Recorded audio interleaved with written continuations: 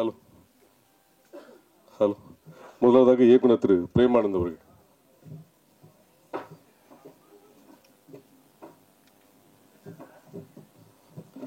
தயாரிப்பாளர் ஆர்யா, நாயகன் சந்தானம் அவர்கள்.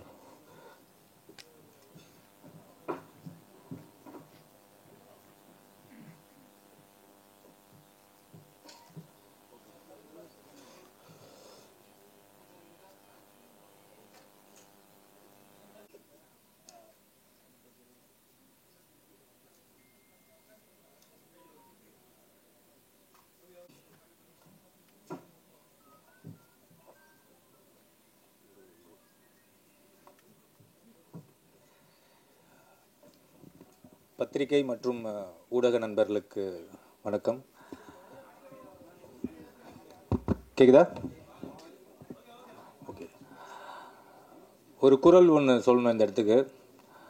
முகநக நட்பது நட்பல்ல, நெஞ்சத்து அகநக நட்பது நட்பு.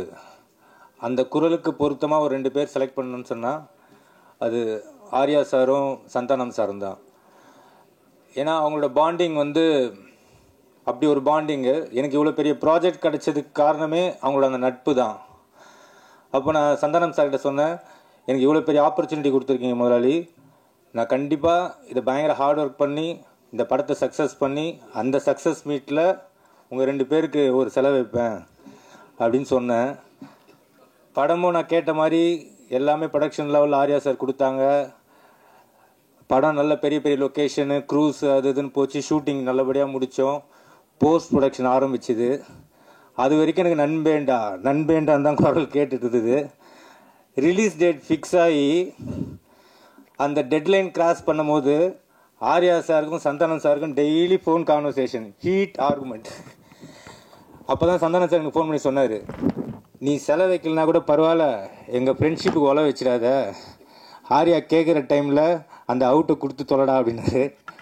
எப்படியோ கஷ்டப்பட்டு ஃபைனல் அவுட்டு சூப்பராக எடுத்து ஆர்யா சைட்டை கொடுத்தாச்சு. சார் கியூபுக்கு போயிடுச்சு சார்.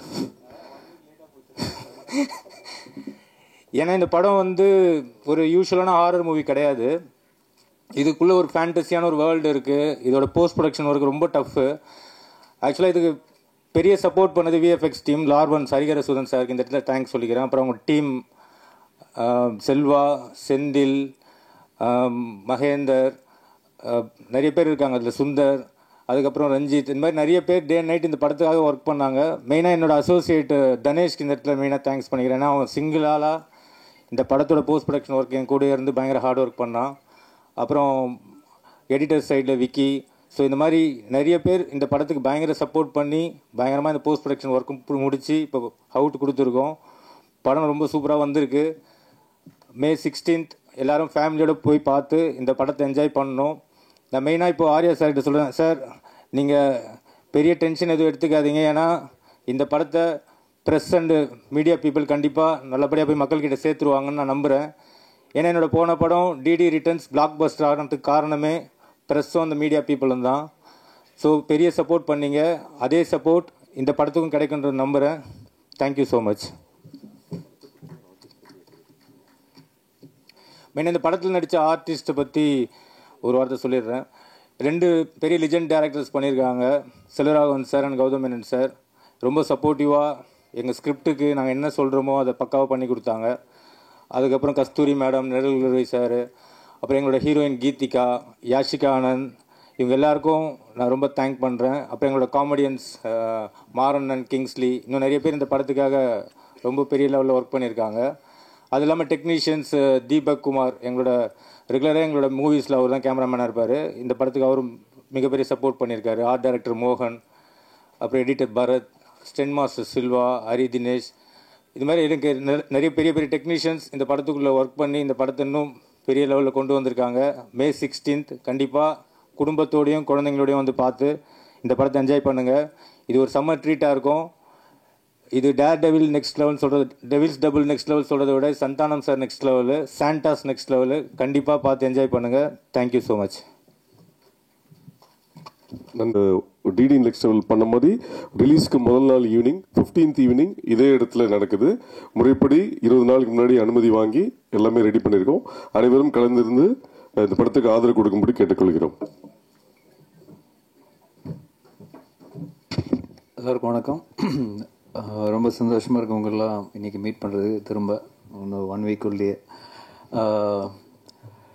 இந்த படம் வந்து ஆக்சுவலாக பிரேம் கதை சொன்னோன்னே எனக்கு லாஸ்ட் அவரோட டிடி ரிட்டர்ன்ஸ் வந்து ரொம்ப பிடிக்கும். ஏன்னா இட்ஸ் ஜஸ்ட் நாட் ஒரு மைண்ட்லெஸ் காமெடின்னு இருக்காது அந்த படம். ஆக்சுவலாக பார்த்தீங்கன்னா அதில் ஒரு நல்ல ஒரு ஸ்டோரி இருக்கும், அதுக்கான ரீசனிங் இருக்கும், அதுக்கான ஒரு ப்ளே இருக்கும், அதுக்கான ஒரு கேம் இருக்கும். ஸோ அது வந்து ரொம்ப இன்ட்ரெஸ்டிங்காக இருந்தது. அது அந்த ஸ்பேஸில் வந்து அந்த காமெடி வந்து ரொம்ப பியூட்டிஃபுல்லாக எக்ஸிக்யூட் பண்ணியிருப்பார். ஸோ அதே மாதிரி பிரேம் வந்து இந்த கான்செப்ட் சொன்னோடனே ரொம்ப இன்ட்ரெஸ்டிங்காக இருந்தது. ஒரு படத்துக்குள்ளேயே தியேட்டரில் உள்ளே போய் அந்த படத்துக்குள்ளே அந்த கேரக்டர்ஸ் வந்து அந்த படத்துக்குள்ளே டிரான்ஸ்போர்ட் ஆகிடுறானுங்க. ஸோ அது வந்து ரொம்ப ஒரு நாவல் ஐடியா, ஒரு இன்ட்ரெஸ்டிங்கான ஐடியா. இதில் எப்படி ஒரு காமெடியும் சரி, அதில் ஹாரர் எலிமெண்ட் எப்படி கொண்டு வர போகிறாருன்னு ரொம்ப ஆர்வமாக இருந்தேன். பட் அந்த லைன் ஐடியா சொன்னதுக்கப்புறம் நான் அவர்கிட்ட சொன்னது தான், நீ கரெக்டாக பண்ணிட்டேன்னா இது சூப்பராக இருக்கும் ஆஸ் எ ஃபில்ம் அப்படின்னு. ஸோ கம்ப்ளீட்டாக பண்ணி முடித்த உடனே ரியலி லைக் இட். சந்தானம் சாரும் கேட்ட உடனே அவருக்கும் ரொம்ப பிடிச்சிருந்தது. So that's why beyond budget எல்லாமே வந்து அதெல்லாம் பார்க்காம இந்த படம் எடுத்தால், இந்த குவாலிட்டியில் எடுத்தால், இந்த லொக்கேஷன்ஸ் எல்லாம் யூஸ் பண்ணி எடுத்தால் மட்டும்தான் இதோட 100% ஒரு எக்ஸ்பீரியன்ஸ் பண்ண முடியும்னு அப்பயே முடிவு பண்ணிட்டோம். ஸோ கண்டிப்பாக சந்தானம் சாரோட அவரோட சப்போர்ட் இல்லாமல் இது பண்ணியிருக்க முடியாது. So I think full and full Santhanam வந்து இதில் வந்து ஆலோசிச்சு அவங்க பிரேம் கூட சேர்ந்து என்னெல்லாம் பெஸ்ட்டாக இதில் பண்ண முடியுமோ அவங்க 2 பேரும் சேர்ந்து பண்ணியிருக்காங்க. தட்ஸ் என்னோட இன்புட்லாம் ரொம்ப கம்மி தான். பட் தேர் எஃபர்ட் ஒரு லாஸ்ட் ஆல்மோஸ்ட் a year இந்த ப்ராஜெக்டில் தான் அவங்க 2 பேரும் ட்ராவல் ஆகிட்டுருக்காங்க. ஸோ கண்டிப்பாக இந்த படம் நல்லா வந்து இருக்குன்னு எல்லோரும் நம்புகிறோம். ஸோ இந்த 16th ரிலீஸ் ஆகும்போது நீங்களும் பார்ப்பீங்க. So definitely very happy as a ப்ரொடியூசராக இந்த படம் ப்ரொடியூஸ் பண்ணியிருக்கேன்னு ரொம்ப ஹாப்பியாக இருக்கேன். அண்ட் கண்டிப்பாக அந்த ஹாப்பினஸ் வந்து இன்னும் அடுத்த லெவல் போகணும்னு நினைக்கிறேன். டெஃபினெட்லி இது மிகப்பெரிய சக்ஸஸ் ஆனால் இதோட நெக்ஸ்ட் லெவல் 2 கண்டிப்பாக சேர்ந்து பண்ணுவோம். So definitely so looking forward to it. Very positive about this project, அதை தான் நான் சொல்லுவேன். So thank you so much. நன்றி. அடுத்ததாக நாயகன் திரு சந்தானம் அவர்கள். எல்லாருக்கும் வணக்கம். நாங்கள் எங்கள் படத்தோடைய பிரச்சனை பற்றி பேசலாம் அப்படின்னு வந்தோம். அதுக்கு முன்னாடி நிக்கில் சார் அவருடைய பிரச்சனையை சொல்லிட்டாரு. 20 நாளுக்கு முன்னாடியே நான் புக் பண்ணிட்டேன். நடுவில் 2-3 பேர் பூந்து குழப்புறானுங்க, நீங்கள்லாம் கண்டிப்பாக வந்துடணும். அதை எங்கள் முன்னாடி கன்ஃபார்ம் பண்ணுறாரு. 20 நாள் முன்னாடி நான் புக் பண்ணிட்டேன் தெரியுங்களா? அந்த 2 பேர் யாருன்னு உங்களுக்கும் தெரியும். ஸோ எங்கள் பிரச்சனையை விட அவர் பிரச்சனை தான் பெருசாக இருக்குது. ஸோ கண்டிப்பாக வாங்க. நீங்கள் 2 நாள் கழித்து அந்த 15th ஈவினிங் நான் டெஃபினட்டாக என்ஜாய் பண்ணுவீங்க ஒரு 2 மணி நேரம். இந்த படம் வந்து ரொம்ப ஸ்பெஷலாக இருக்கும். என்னென்னா என்னுடைய படங்கள் நான் வந்து காமெடினா பண்ணும்பொழுது ஆர்யா எனக்கு ஃபோன் பண்ணி, எப்போயுமே நாங்கள் ரெகுலராக பேசிக்கிட்டே இருப்போம். ஆர்யா வந்துட்டு, ஏன் மச்சான் நீ காமெடி பண்ணும்பொழுது ஒரு ஜாலியாக இருப்ப, பயங்கரமாக நல்லா பண்ணுவே, ஏன் இப்போ ஹீரோவானதுக்கப்புறம் பயங்கர அந்த ஃப்ளோ இல்லையே அப்படின்னு கேட்டால், இல்லை மச்சான் நிறைய கமிட்மெண்ட்டு, நிறைய விஷயங்கள், இந்த படம் பண்ணுறது, அடுத்த படத்துக்கு ஒன்று இது பண்ணுறது, இதுக்கு நடுவில் யாராவது ஒருத்தங்க அட்வான்ஸ் எடுத்துகிட்டு வந்துடுறாங்க, அந்த கதை கூட சரியாக கேட்க முடியாமல் டக்குன்னு ஏதோ ஒரு கமிட்மெண்ட் ஆயிரும் அப்படின்னு. அப்போ ஆர்யா சொன்னது, இந்த படத்தில் நீ ஃபுல்லாக க்ரியேட்டிவிட்டியில் இறங்கி வேலை செய், உன்னோடைய பிரச்சனை எல்லாத்தையும் நான் பார்த்துக்கிறேன், உன்னோடைய ப்ராப்ளம் எல்லாத்தையும் நான் சால்வ் பண்ணுறேன், நீ ஒன்லி வேலை செய்ய வேண்டியது இந்த 1 year இந்த படம் மட்டும்தான் அப்படின்னா, அது எனக்கு ஒரு மிகப்பெரிய ஒரு பலமாக இருந்தது. ஸோ நீங்கள் இந்த படத்தில் மறுபடியும் ஒரு நல்ல ஒரு கதை, திரைக்கதை, காமெடி, என்னுடைய ஆக்டிங், இது எல்லாமே வந்துட்டு நிச்சயமாக உங்களை வந்துட்டு திருப்திப்படுத்தும் நான் நம்புகிறேன். May 16 தியேட்டரில் போய் பாருங்கள். அதே மாதிரி ஆனந்தை நான் சொல்லுவேன், தமிழ் உலகின் கிறிஸ்டோஃபர் நோலன் அப்படின்னு சொல்லுவேன். ஏன்னா ஆனந்த் பண்ணுற கதை வந்துட்டு ஒரு லைனில் இருக்கவே இருக்காது. ஹாரர் ஜானர்னா ஹாரருக்குள்ளவே இருக்காது. டிடி ரிட்டர்ன்ஸ் நீங்கள் பார்த்தீங்கன்னா ஏற்கனவே நான் சொன்னேன், அது மாதிரி அதில் வந்து கேம் இருக்கும், அதில் ஒரு காசு காணாமல் போயிடும், அதில் ஒரு த்ரில்லர் இருக்கும், அதுக்கப்புறம் பார்த்தீங்கன்னா ஹாரருக்குள்ளே ஒரு அட்வென்ச்சர் இருக்கும். ஸோ இப்படி எல்லா லேயரையுமே வச்சு ஆனால் ரொம்ப அழகாக ரொம்ப ஈஸியாக பண்ணுவான்.